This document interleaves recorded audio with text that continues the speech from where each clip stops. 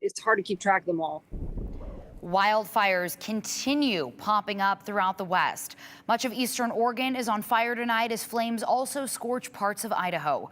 Our Abby Davis is on the fire watch for us. Abby, what's the latest on the biggest fires burning in Idaho and Oregon? Morgan, this is a fire mapping website. It is a wonderful resource for you at home if you haven't heard of it. We're looking at the United States right now. Much of the West, there are just dozens and dozens of wildfires. Let's zoom into Idaho here.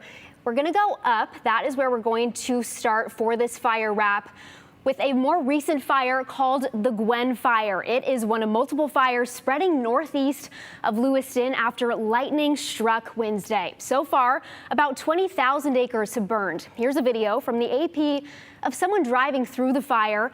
You can see flames alongside the side of the road, smoke making it hard to see much of anything. Idaho Department of Land spokesperson Robbie Johnson says the entire nearby town of Julietta is still under a level 3 go now evacuation. This community and everyone there, they're fighting for their town, and it's a tough thing to see. We all need to be thinking of them. Johnson says homes and other structures have burned down, although they're still trying to figure out how many.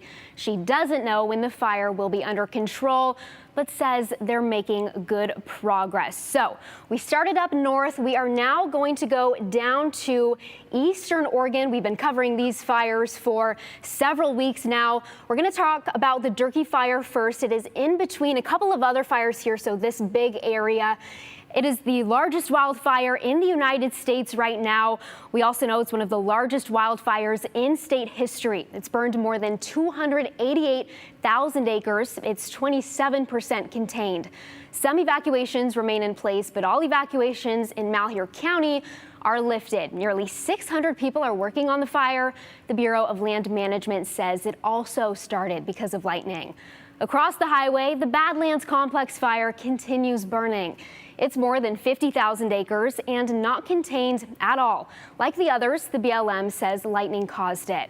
Just west of fire we've tracked. Again, like I said, the last couple of weeks, the Cow Valley fire is nearly over. It's 99% contained, so good news, but it did burn more than 130,000 acres. Officials believe it was human caused. Back home in Idaho, there's another human-caused fire. The Bench Lake fire has burned roughly 2,500 acres. It's now 72% contained.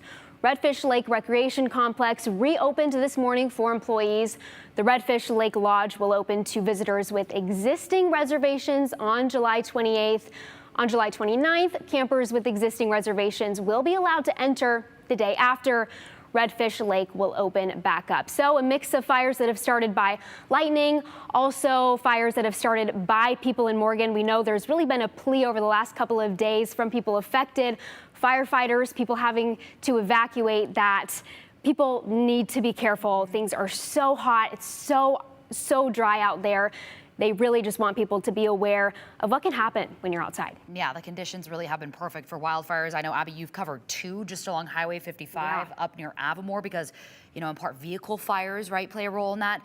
We keep hearing from people thinking of new ways to help those that are impacted. What have you heard on that front? Yeah, people keep rallying behind the firefighters. You know, just last night we talked about people creating supply bags to send to them, people making meals for them, but also there are people helping other people that are having to evacuate, that don't know what to do with their animals. We know this has been just really devastating. People opening up their property saying, hey, you can come. We have safe places for you. But again, wildfires just continuing to rage throughout the West. All right. We really appreciate that wrap up, Abby. Thank you.